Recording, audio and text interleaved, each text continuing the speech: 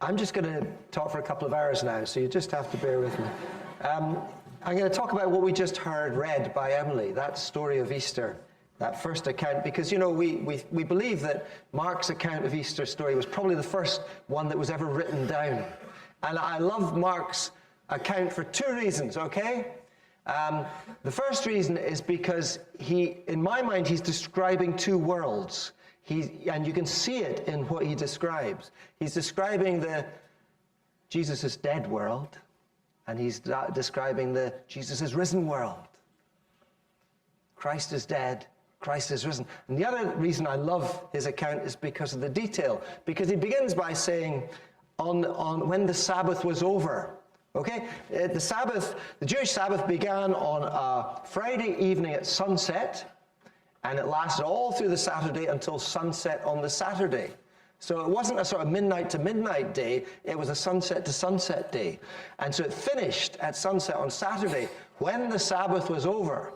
So when the Sabbath is over, these women are heading off to buy spices. We're told who they are. We're told one's Mary Magdalene, one's Mary the mother of James, and we know from another passage, James and Joseph. And the other one, her name was Salome, and we think Salome was probably the sister of Jesus' mother, if you're still with us, okay? So there's Mary Magdalene, Mary, the mother of James and Joseph, and Salome. And they're heading off to buy spices after the Sabbath was over.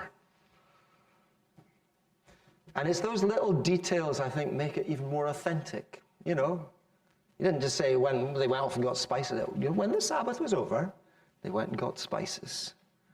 Now, a wee bit of background. You need to understand what the world was like for those women. Because women in Jesus' day, they weren't quite, their situation in society wasn't quite the same as the situation for women in Scotland today. If you want an equivalent of what life was like for them, then probably the best thing to think of might be what it's like to be a woman in Afghanistan under the Taliban. Okay, that will give you an insight into what their world was like. Their culture told them that they were not as important as men. Their legal system said that they were not as valued as men. And their religious beliefs told them that they were not as worthy as men. And that was their lot. There was nothing they could do about it. And then along had come Jesus, and Jesus had just blown all that away. He changed everything. He valued their company. He included them in their own right, in everything that was going on. And he encouraged them to dream of a better world where everybody was treated equally. And so they loved him and they followed him. And the Gospels are full of stories about the women who were part of that group, part of that discipleship band. But now, Jesus is dead. When he was alive, things had... There's this real possibility of things being different. But now he's dead. And you need to understand that, to understand what's going on in the minds of these women as they head out that night to buy spices. All their hopes had gone, all their dreams were shattered. It was like reality was kicking in with a vengeance. And so we find them. They get their spices on the Saturday night and early on the Sunday morning. As soon as the city gates are open, because the city gates open at sunrise, good, now we can take these spices and we can go out to the tomb and we can give Jesus, in whom we had put all our hopes, but who is now dead, we can give him at least a decent burial.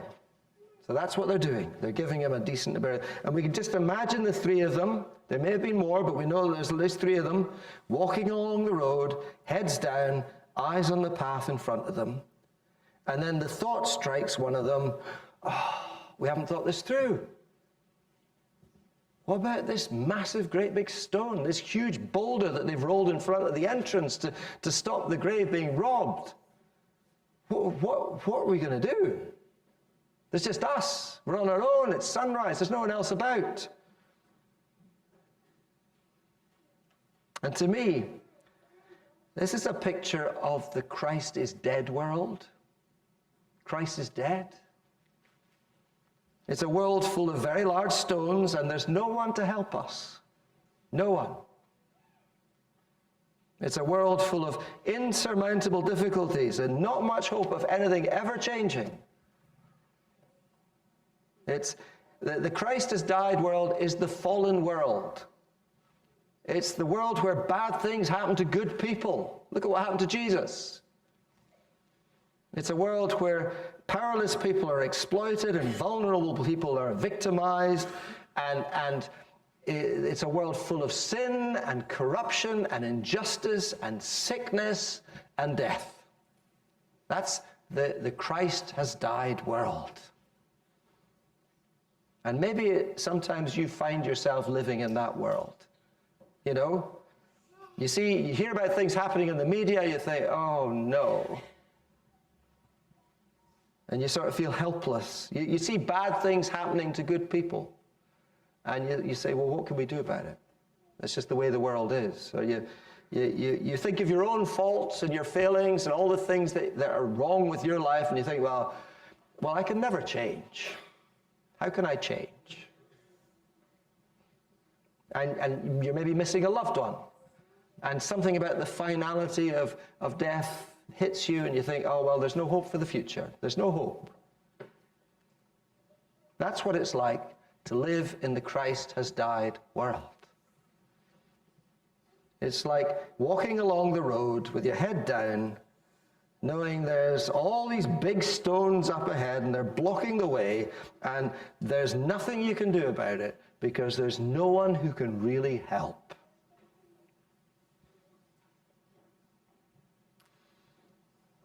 But on that first Easter morning, something has changed. There the woman, their heads down, without hope, and I love the next line. But then they looked up.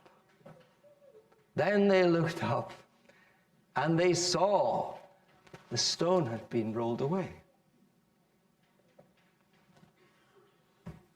I just love their reaction. Sometimes I feel that our acceptance of the significance of Easter is just a wee bit too glib. You know, Christ is risen. He is risen indeed. Hallelujah. Now, where's my Easter egg? And what's for lunch? You know, when Jesus rose from the dead, everything changed. Everything changed. As Helen Julian says, she's a good writer, she says, a new world order had come into being when Jesus rose from the dead.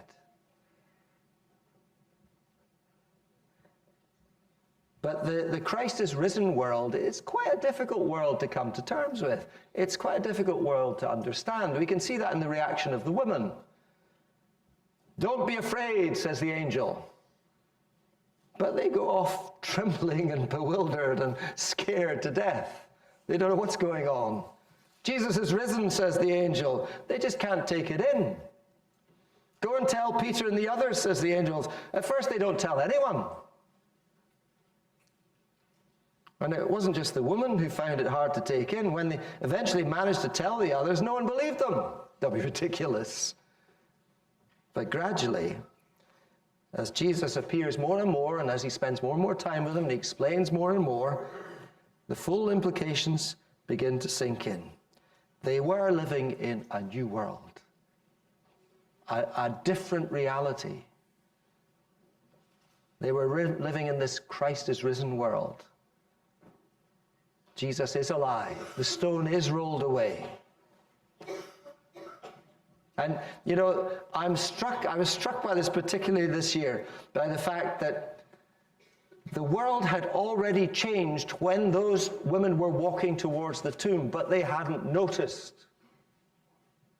That new reality had already begun, but they hadn't noticed. And I think it's the same with a lot of people even today. There's this new reality, but they haven't noticed.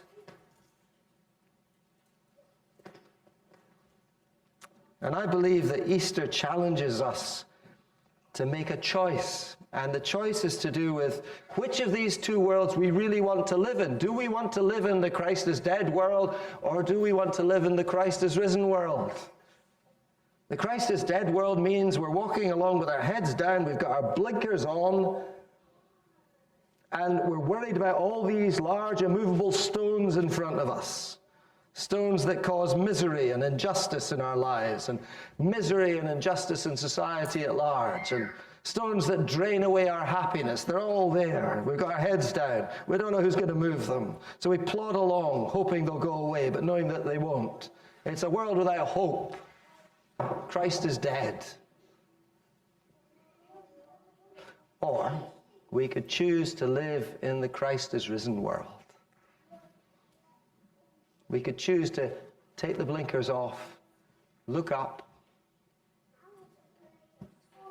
That world can be a bit unfamiliar. It can be a bit uncomfortable at times. But all things are possible. No stone is too big to be rolled away. Why? Because Jesus is alive.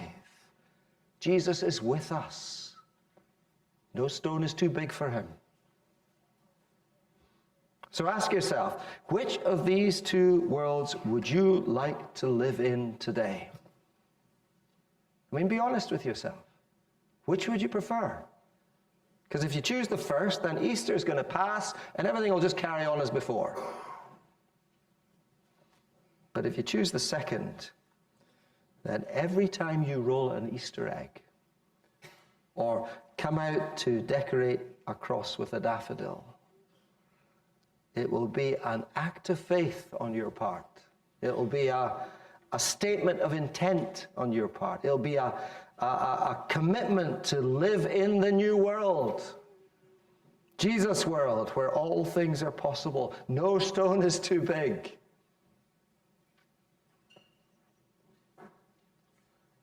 Why don't you just take a few moments and in a moment of silence, just ask yourself that question. Which of these worlds would I like to live in? Why don't you do that right now?